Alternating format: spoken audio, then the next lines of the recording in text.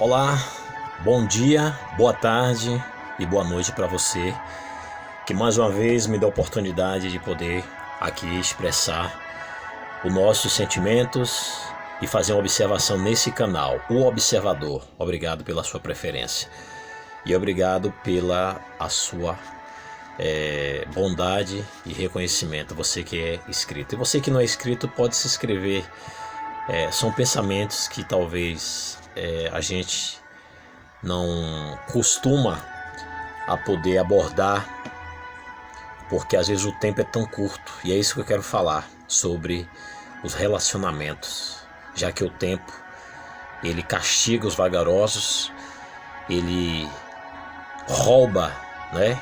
Ele tira o que é mais precioso para o ser humano, o que é mais importante, que é exatamente o relacionamento a dois ou os relacionamentos sadio.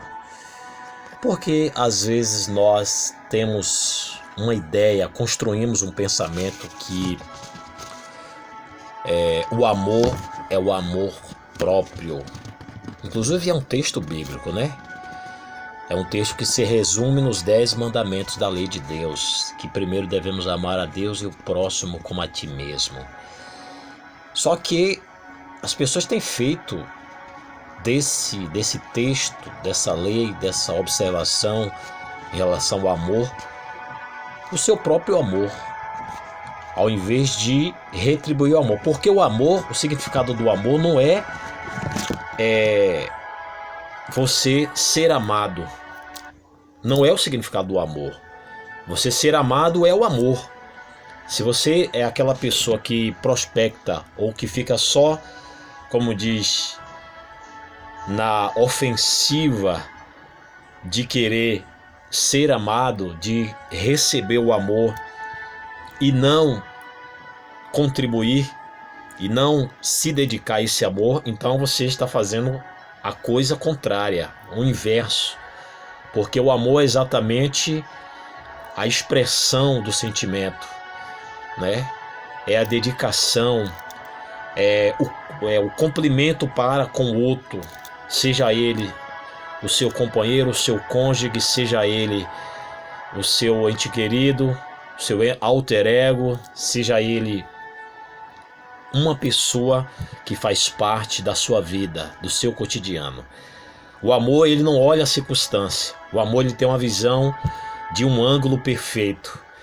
O amor, ele não busca subjetividades para complementar talvez aquilo que a gente espera, como eu falei no início, aquilo que a gente está esperando do outro, ao invés de nós oferecermos. Coisa é melhor dar do que receber. Essa é a verdadeira virtude e a importância significativa de quem realmente ama de verdade. Nós precisamos quebrar todo conceito que tem gerado um conflito em relação ao que nós dizemos e que aprendemos todavia nessa vida com amor. Quantas pessoas vão para encontros de casais, palestras, né? Ouvir uma palestra, ouvir uma mensagem, ouvir uma palavra de entusiasmo, de motivação para a relação poder voltar novamente, aquela relação conturbada, e voltar novamente a se pacificar, a se harmonizar, a estar aglutinada juntos, somaticamente. Mas quando essa química, esse chamariz chamado interesses próprios, ele não consegue equilibrar a relação, é porque falta uma combustão do outro lado. Como diz, na verdade, para ter a combustão, falta o processo de adesão, que é exatamente o catalisador. O catalisador que vai gerar essa combustão, que vai acender a chama do sentimento. Quando eu falo amor ou desapego em relação às pessoas, eu não procuro adjetivos, eu procuro sim entender a essência do amor dessas pessoas que dizem que ama. Nós podemos observar nas relações que todo mundo diz que ama. O marido oferece tudo para a mulher, dá de tudo a ela, porque é um dever do marido, do companheiro, mas isso não significa que seja profundamente, legitimamente, genuinamente o amor. O amor ele está baseado não na troca de interesses. E nós vemos muito isso. Quantos artistas casaram? Quantos artistas se separaram? Quantos artistas decidiram a viver uma outra tentativa amorosa de relacionamento? Porque a primeira, talvez, ambos não fizeram o seu devido papel, não cumpriram as suas devidas responsabilidades na relação e por isso foi de ventos e polpas, depauperou a relação. A relação já estava sendo definhada porque já não havia uma coinonia de interesses, significa uma unidade, coinonia no grego significa unidade. Não havia essa unidade, não havia essa prospecção de um poder olhar para o outro e dizer: é isso que eu preciso fazer, é isso que eu quero e eu tenho que fazer isso. Porque na teoria é muito fácil. A gente vê aí vídeos de relacionamentos para motivar o marido, para motivar a mulher, para reatar o namoro, reatar a relação. Mas por que a gente vê isso? Porque a gente vê muito conflitos. A reação toda ação tem que ter uma reação. A reação ela só acontece quando a ação ela está em evidência, quando ela está agindo.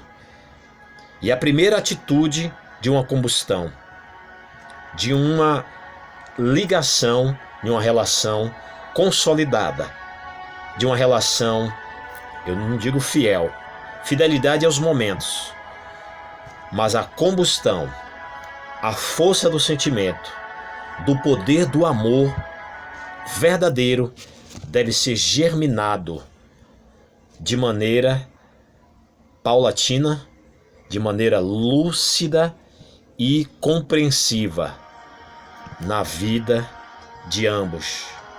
Para isso, um depende do outro. É o ponto de equilíbrio. Por que existem tantos conflitos nas relações? Porque exatamente não tem o equilíbrio. Quando um está fraco, o outro está estável. Quando um está estável, o outro está defiando. E quem pode ajudar em uma relação? Deus.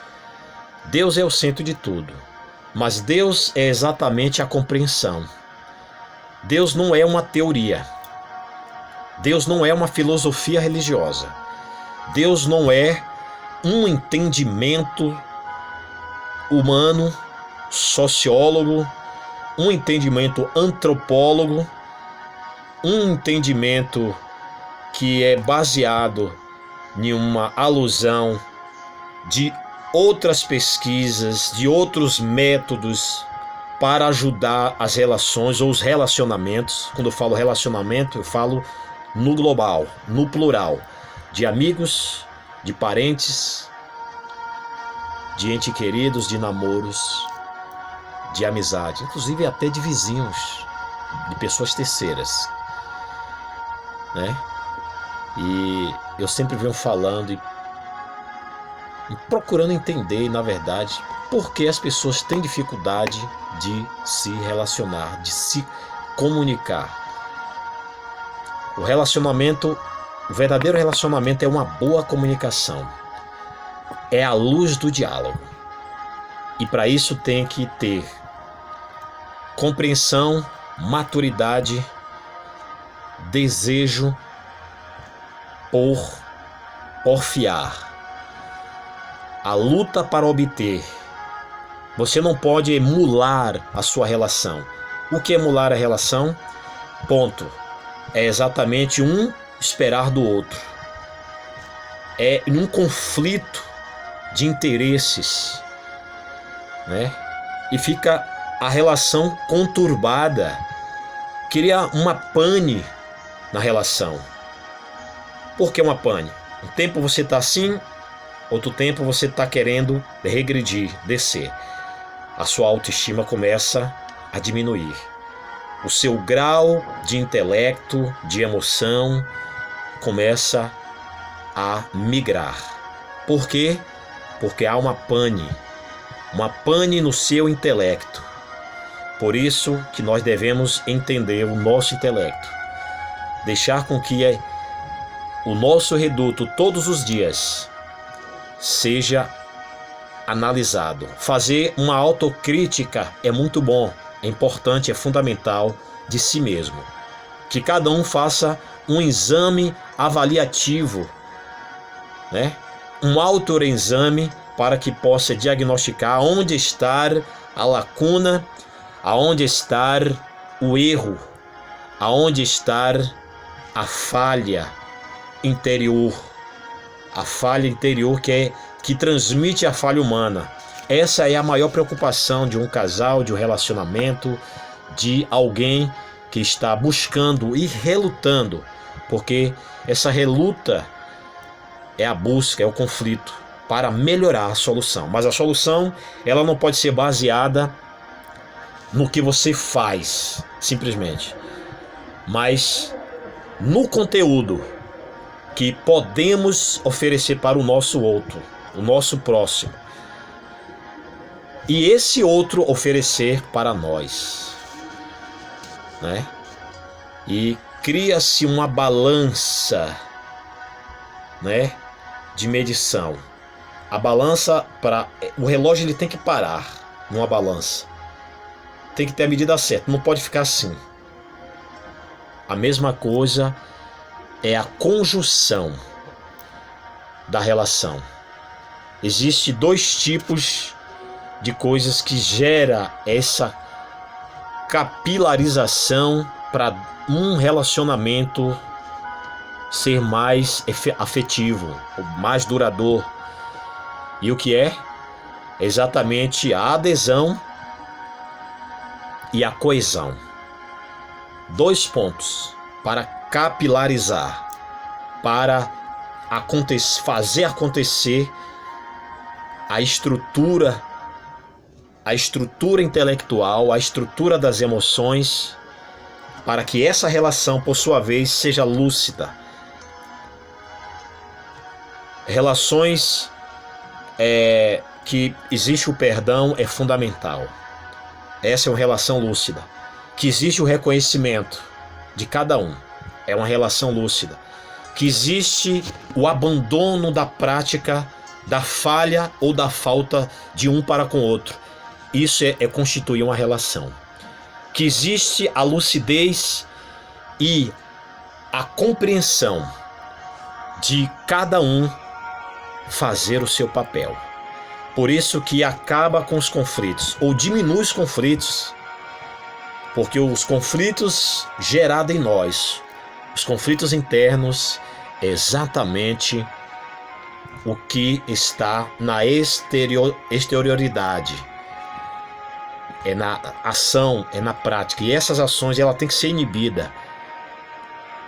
Essas ações mal resolvidas, que geram maus relacionamentos, maus atitudes, que gera a separação, a digladição de ambos.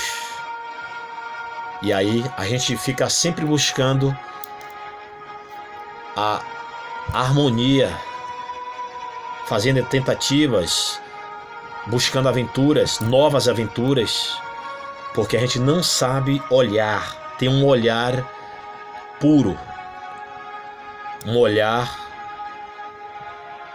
sábio.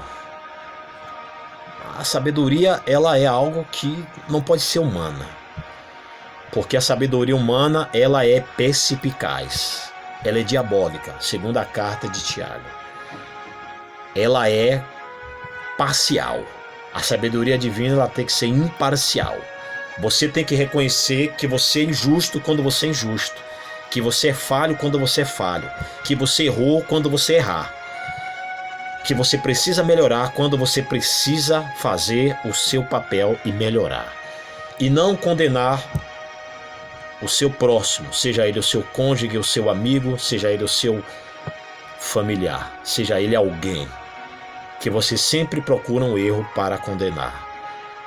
Isso que gera os conflitos nas relações, isso que traz o desapego, porque o desapego é exatamente a preocupação pelo outro. O desapego não é a preocupação consigo mesmo. Quando o homem diz, eu amo minha mulher, eu amo minha esposa, eu faço tudo por ela. Ele não diz propriamente por causa desse amor, porque o amor não é o apego. Se ele está apegado a ela e faz tudo por ela, ou vice-versa, ou ele por ela, ou ela por ele, é porque existe um apego que não é o amor. É um apego de si mesmo, é o amor dele. É esse amor que ele quer ser, ou ela quer ser retribuída. É algo que afaga, que agrada. É algo que tem que ser afável quando você precisar. É quando você está chorando e você precisa de alguém, de um ombro. Quando você está doente, você precisa de um medicamento. Quando você está caída, você precisa de alguém que te levante. Esse é o sentimento, é o dispositivo chamado o verdadeiro amor, é o desapego. Porque as pessoas se preocupam mais consigo mesmo do que com os outros. Esse não é o verdadeiro amor. Então, quando você se desapega de você, você se preocupa com aquela pessoa, mesmo que aquela pessoa diga não. Por exemplo, para eu fechar aqui, quantos homens que dizem que amam a mulher, mas enquanto ela está ali, oferecendo o cheiro, o carinho, a química, o beijo, o abraço, o afago, a atenção e as necessidades atendidas a esse homem ou a essa pessoa. Até uma amizade também. Quantos amigos que só são amigos, que dizem que amam, que são verdadeiros amigos e que têm sentimento de amizade por esse amigo quando está ali, lhe servindo, quando está ali prestando serviço.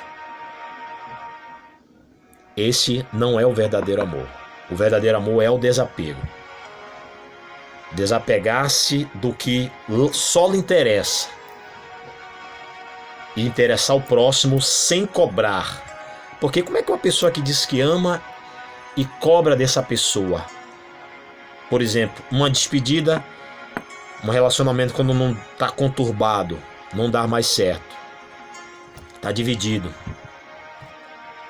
Alguém tem que amar para poder realmente deixar com que aquela pessoa seja feliz, seja livre.